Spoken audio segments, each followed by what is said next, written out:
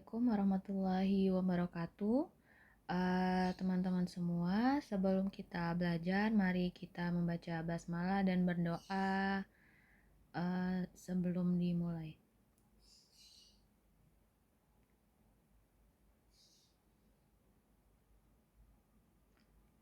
Oke, pertemuan kali ini kita akan sedikit membahas tentang pengeluaran negara.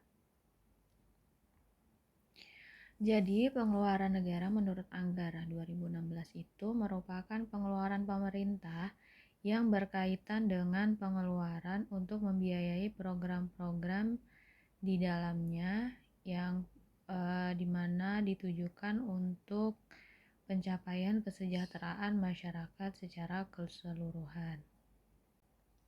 Jadi di sini kata kuncinya yaitu pengeluaran tadi digunakan untuk membiayai program-program di mana untuk kesejahteraan masyarakat. Sedangkan ada pengertian lagi yaitu pengeluaran negara merupakan pengeluaran pemerintah yang menyangkut macam dan sifat pengeluaran yang diperlukan dalam setiap bentuk penyediaan barang-barang publik, mengalokasikan barang produksi dan barang konsumsi, memperbaiki distribusi pendapatan, memelihara stabilitas nasional, stabilitas ekonomi, dan mempercepat pertumbuhan ekonomi yang bertujuan untuk pembangunan dan kesejahteraan masyarakat.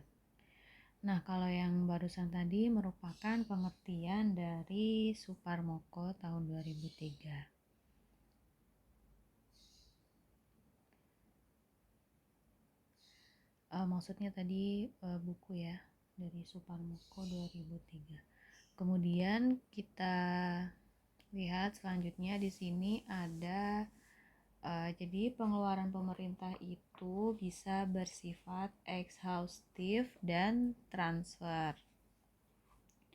Kalau ekshaustif itu pembelian barang dan jasa itu dapat langsung dikonsumsi ataupun untuk menghasilkan barang lain. Jadi di sini mengalihkan faktor-faktor produksi dari sektor swasta ke sektor pemerintah. Sedangkan kalau transfer itu pemindahan uang kepada pihak lain untuk kepentingan sosial, misalnya kepada perusahaan sebagai subsidi dan juga kepada negara lain sebagai hadiah. Nah, di sini menggeser tenaga beli dari unit-unit ekonomi yang satu pada unit-unit ekonomi yang lain dan membiarkan yang terakhir ini menentukan penggunaan uang tersebut.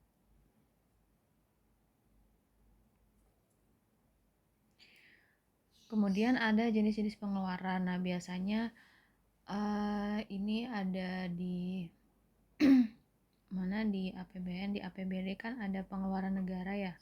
Nah, pengeluaran negara itu bisa pengeluaran rutin dan pengeluaran pembangunan. Kalau misalnya pengeluaran rutin merupakan pengeluaran operasional untuk menjalankan kegiatan rutin pemerintahan. Apa itu? Misalnya belanja pegawai, belanja barang, pembayaran bunga, subsidi, dan belanja lain-lain. Kalau pembangunan itu lebih ke nanti tuh hasilnya menambah nilai aset gitu ya, baik fisik maupun non fisik yang dilaksanakan dalam periode tertentu. Kalau belanja pembangunan ada belanja modal dan penunjang.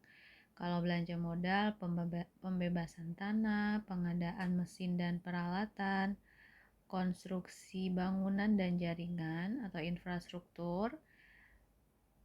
Kemudian kalau penunjang itu misalnya gaji upah dalam melaksanakan proyek ya, kemudian ada bahan perjalanan dinas dalam pelaksanaan proyek dan lainnya. Jadi di sini belanja negara menurut klasifikasi ekonomi ada belanja pegawai, belanja barang, belanja modal, pembayaran bunga utang, subsidi, hibah, bantuan sosial, dan belanja lain-lain. Kalau belanja pegawai itu menampung seluruh pengeluaran negara yang digunakan untuk membayar gaji pegawai gitu. Jadi di sini termasuk tunjangan, termasuk honor, lembur, kemudian tunjangan khusus, serta membayar pensiun dan asuransi kesehatan. Jadi ini termasuk belanja pegawai. Kalau dilihat dari porsinya, itu biasanya belanja pegawai ini besar ya teman-teman, di APBN atau APBD. Kemudian kalau belanja modal itu menampung seluruh pengeluaran negara yang dialokasikan untuk pembelian barang-barang kebutuhan investasi. Tadi ya, bisa bentuknya aset tetap dan aset lainnya.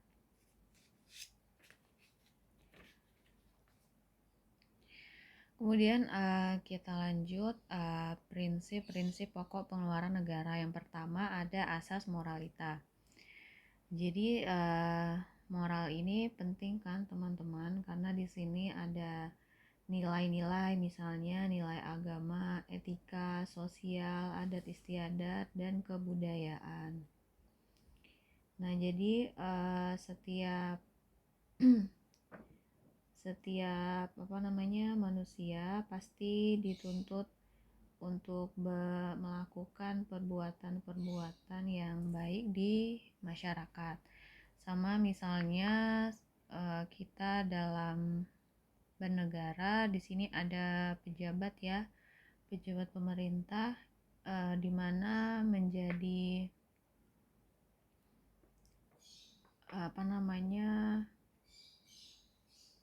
menjadi sesuatu yang kita ikuti gitu, menjadi role model.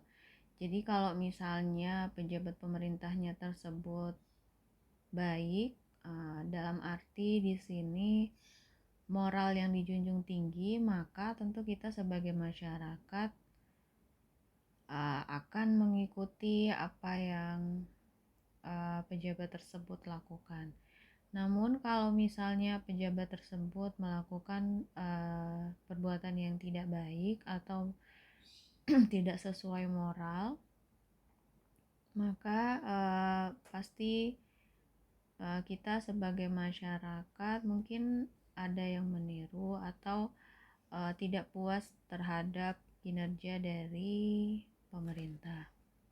Jadi kalau misalnya dalam pembangunan itu adanya penyimpangan ya dari moral itu, misalnya nanti ada penyalahgunaan kekuasaan, ada korupsi, kemudian penyelewengan. Nah, itu kan memiliki dampak yang sangat luas ya terhadap pembangunan, sehingga adanya pengeluaran negara itu kan ditujukan tadi untuk kesejahteraan masyarakat. Nah, tapi kalau misalnya pejabatnya juga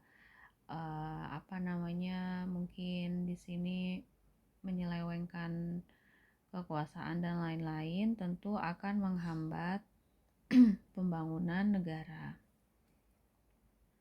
Yang kedua ada asas nasionalita. Jadi asas nasionalita atau asas kebangsaan merupakan suatu asas yang menjadi dasar tugas dan pelaksanaan tugas pemerintahan, serta merupakan identitas yang harus dilayani. Jadi di sini kita punya kebudayaan ya. Kemudian kebudayaan dalam arti luas. Di sini misalnya segala hasil budi manusia, buah pikiran, perasaan, maupun integritas. Nah, kemudian kebudayaan tersebut menghasilkan musik, tari, dan bentuk kesenian lainnya.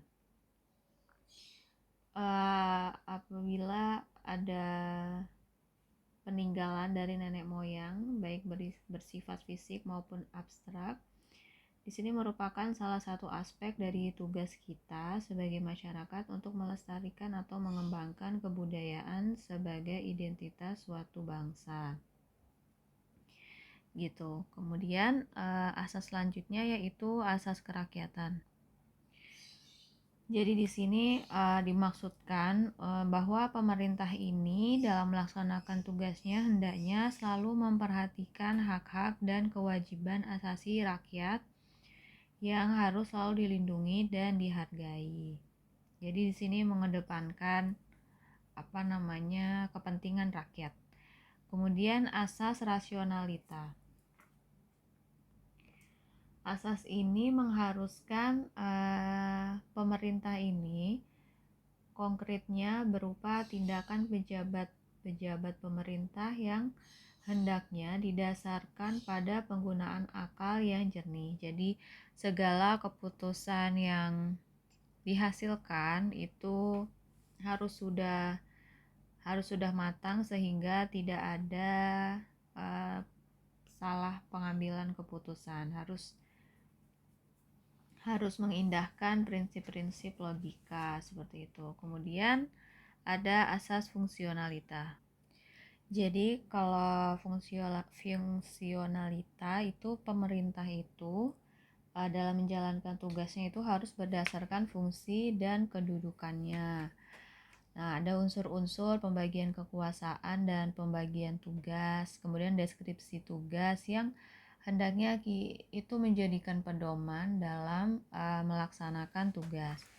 Kemudian ada asas perkembangan. Nah, kalau perkembangan ini lebih misalnya saat ini yang kalau zaman dulu komunikasi itu masih susah ya. Namun saat ini pemerintah telah mengembangkan jaringan komunikasi lebih baik lagi. Kemudian di sini misalnya transportasi. Kalau dulu mungkin transportasi tidak sebanyak sekarang, tidak serapi sekarang. Namun saat ini transportasi yang kita rasakan khususnya di Jakarta itu lebih baik daripada yang dulu-dulu.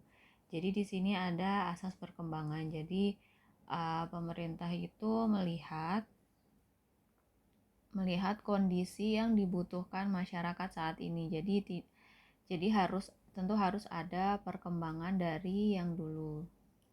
Kemudian ada asas keseimbangan dan keadilan. Jadi kalau pengeluaran yang dilakukan oleh pemerintah ya, misalnya ada bidang pertahanan, bidang kesehatan, bidang pendidikan. Nah, pengeluaran tersebut beserta tugas-tugas itu serta kegiatan harus adanya harmoni atau keserasian. Nah, jadi di sini tadi ada bidang pertahanan, keamanan, kemudian kesejahteraan, kemudian pendidikan, kesehatan. Nah, ini semuanya itu membutuhkan hubungan secara proporsional yang tepat. Seperti itu. Kemudian di sini ada klasifikasi pengeluaran pemerintah menurut Suparmoko. Jadi yang pertama, pengeluaran yang merupakan investasi yang menambah kekuasaan dan ketahanan ekonomi pada masa mendatang. Jadi di sini lebih investasi ya, kekuasaan dan ketahanan ekonomi. Kemudian yang kedua, pengeluaran yang langsung memberikan kesejahteraan dan kemakmuran masyarakat. Pengeluaran yang merupakan penghematan terhadap pengeluaran masa mendatang dan pengeluaran untuk menyediakan kesempatan kerja yang lebih luas dan menyebarkan daya beli yang lebih luas. Sedangkan kalau menurut sifatnya ada yang bersifat self-liquidating, itu pengeluaran negara berupa pemberian jasa kepada masyarakat sehingga akan mendapat pembayaran kembali dari masyarakat dari barang atau jasa yang diberikan BUMN kepada masyarakat. Misalnya seperti listrik itu yang disediakan oleh BUMN, kemudian kita pakai, kemudian kita bayar kembali kepada pemerintah.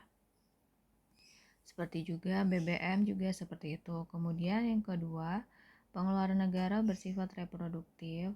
Masyarakat dapat melakukan usaha dan meningkatkan penghasilannya. Kemudian ada pengeluaran uang negara yang tidak produktif. Jadi misalnya di sini kita membuat monumen yang tidak ada penghasilan pemasukannya. Kemudian pengeluaran untuk membiayai peperangan. Nah, itu juga pengeluaran uang yang tidak produktif. Kemudian ada pengeluaran uang untuk penghematan masa mendatang. Oke, sekian dari pembahasan untuk pertemuan kali ini. Kita tutup dengan baca hamdalah dan kafaratul majelis. Alhamdulillah. Oke, saya akhiri. Wassalamualaikum warahmatullahi wabarakatuh.